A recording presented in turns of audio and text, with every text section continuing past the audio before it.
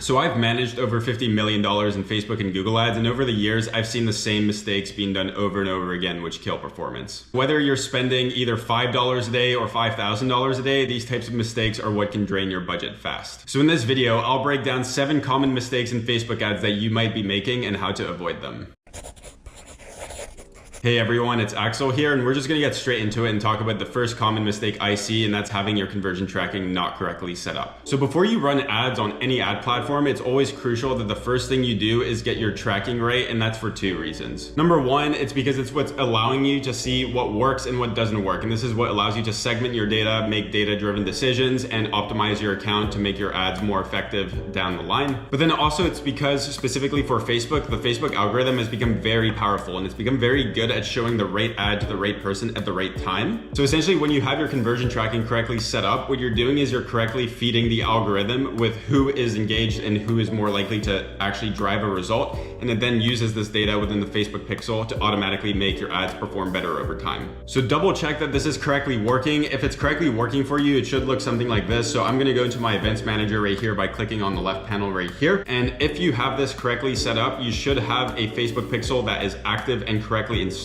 as well as having a data source with a bunch of different events that are correctly triggering. So if everything looks correct, you should go into your data sources right here, and you should see a screen that looks similar to mine right now, where you essentially have a data set with an associated pixel ID. This should be active, and you should be checking on your website with the Chrome extension to see if the pixel is actually correctly installed. And once it's correctly installed, you should also scroll down and check your events. So if everything is working correctly, all of your events from essentially a page view all the way down to the final action, which is either a lead or a purchase action in your case, probably, you should see all of these. So as you can see here, I can see that I have my page views, my checkouts, add to carts, add payment info, as well as a purchase, and those are all active with a green bubble, essentially meaning that they are correctly installed. And I can see the total number of events. So in the past month, I can see that we got 64 purchases here, as well as 1.2 thousand page views through this account. So everything is being tracked correctly in this account, and this is what yours should look like. If it doesn't, then it's something you should definitely fix. So make sure you get that fixed if it's currently not working. If you're wondering on how to do this, I'll put a link below in the description on a video that I recently made on how to correctly set up your Facebook pixel, so make sure to check that out. Moving on now to the second mistake, which is having your audience segment reporting correctly set up. So a lot of the time that I check into a new client's account, I go straight away into their audiences, and if I go here right now,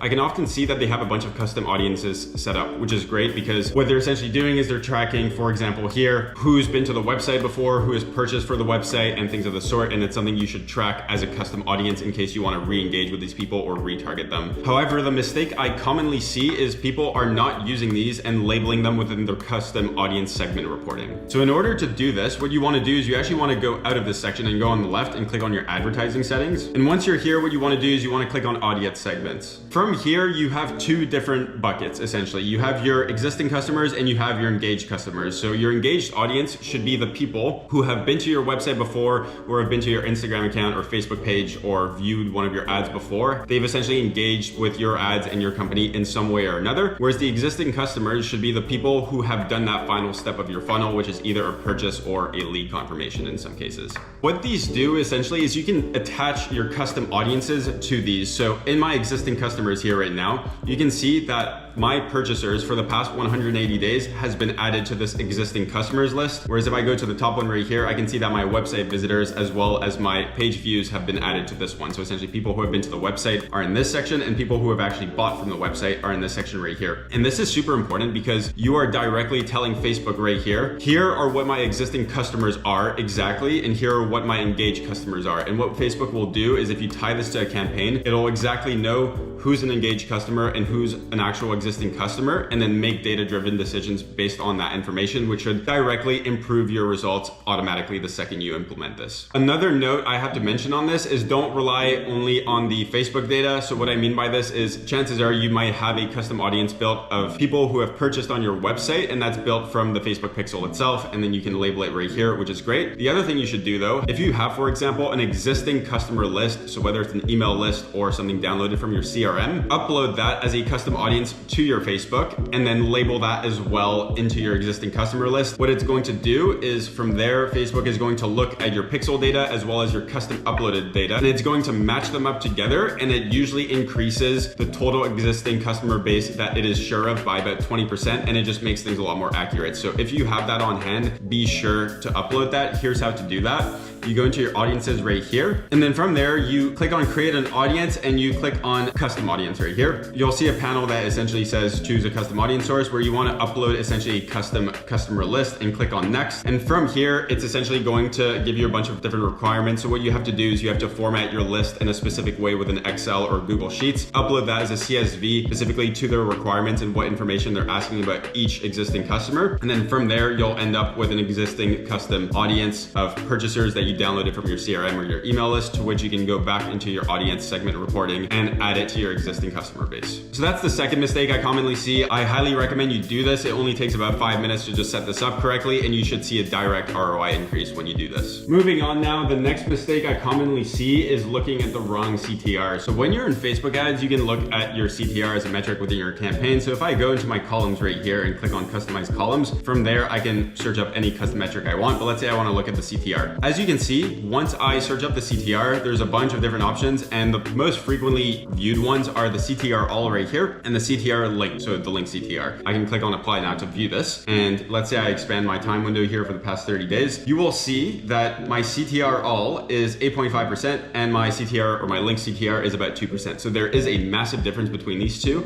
and that's because there's a big difference between what they individually mean. So the link CTR is specifically the CTR for people who have actually clicked on your ad and have ended up on your website and ended up on the link that you're advertising essentially and have gone off the ad platform. Whereas the CTR all includes that plus anyone who has clicked on the photo of your ad, liked the ad, added a comment, clicked on the comment section, like engaged with the ad in some way or another, it'll include that within the CTR all. And so the common mistake I see people make is the fact that they are unsure of what a link CTR means in the first place. And so they automatically assume that the CTR all is the one that is universal and the one that they have to pay attention to, because they're not sure of which one it is they actually have to look at. And this one seems like the most obvious option, but that's actually incorrect, because in most cases, especially if you're doing performance marketing where you're trying to get leads or direct purchases, you don't really care about who likes your photo or who comments on it. Like what you care about is the people who actually end up on your website when it comes to CTR, because that's the true metric, really showing you if people are engaged with your ad and if it resonates with them or not. So when you're looking at your top of funnel metrics and you want to see which ads have the highest true CTR, make sure you look at the link CTR and not the CTR all. Now, the next mistake I'm going to talk about, it's super important, and that is to not advertise a bad product on Facebook ads. This might sound like an obvious one, but it's something I've seen multiple times. So to clearly label this, I'm going to give two different examples, one for e-com and one for lead gen. For e-com, you have to be super critical with yourself and really know, like, is the product you are selling a good product? And you can usually do this by looking at your competitors and asking yourselves, is my product different from other people's products? Is it differentiated in some sort of way? Is it of high quality? Is it the same standard or better than my competitors? If the answer is no to a lot of those questions, you probably shouldn't be advertising on Facebook ads. So let's say you just buy a cheap product off Alibaba. You cannot just assume that using Facebook ads is going to blow up your business and that you're going to make a ton of money and a huge ROI right off the bat using Facebook ads. The opposite is probably going to happen. If you advertise a bad product of the sort, you're probably just going to end up losing a bunch of money on ads. Same thing goes with a service-based business. So if you don't already have a proven track record of happy customers and that you can effectively help someone with your service in a good way, and that you have good testimonials and good reviews, and you also maybe have a proven organic strategy online where you are already getting clients that way, you might want to stay away from Facebook ads until you get that sorted out and until you have a good offer and a good proven service that a lot of people resonate with already. And this applies for pretty much any paid media channel. Using paid ads is great, but all it does is it adds fuel to the fire. So what I mean by this is if you have a winning service or a winning product that is currently selling and doing very, very well, if you run ads to that, all it's going to do is probably amplify it, and you're probably going to make a lot of money out of it if you correctly set things up. However, on the flip side, if you have a bad service or a bad product and you decide to run ads, all it's going to do is make things worse. It's just going to give you a worse brand image in some cases, and overall you're probably just going to end up wasting a lot of money on ads because you have not found a proven way to make a sale in the first place. Time and time again, a lot of people will just come into Facebook ads thinking it's a universal, like, fix all your problems type of solution for your business and that you'll automatically get a return on your money. That is not the case. It's a pretty advanced strategy for a lot of businesses to take this route in the first place, and usually it will only work profitably if what you are already doing in the first place is working, or if it's something of high quality. So make sure you do that before you ever run ads. Be super critical on your service that you provide or on the product that you're selling, and really ask yourself, is what I'm selling actually a good product, and is it better than the competitors? If the answer is no, don't advertise it. So before we continue on to the fifth mistake, if you like this video so far, be sure to give me a like and a subscribe below. That way you get updated on all my future videos to come. Moving on now to mistake number 5, and that is using lookalike audiences too early. So a lookalike audience, if I go into my audiences section right here, is a specific type of audience in Facebook that you can use where you essentially build an audience of people who look alike a certain action that has been taken on your website. So for example, right here, if I wanted to build one, I can create a lookalike around people who have purchased off this website. So the way I would do this is I would click on create audience, click on lookalike audience right here. I would pick my source and click on other sources and type in purchase. That way I'm essentially telling Facebook, if I select this at 1%, that I want to build a lookalike audience. So the 1% of people in my location that look the most like the people who purchased off my website. And when you do this, Facebook can be very powerful, and it can actually show your ads to the right person at the right time, because it has found similar people who are probably more likely to take action from seeing your ads. And this can work really well. However, the common mistake I often see is people will try and use this too early. What I mean by that is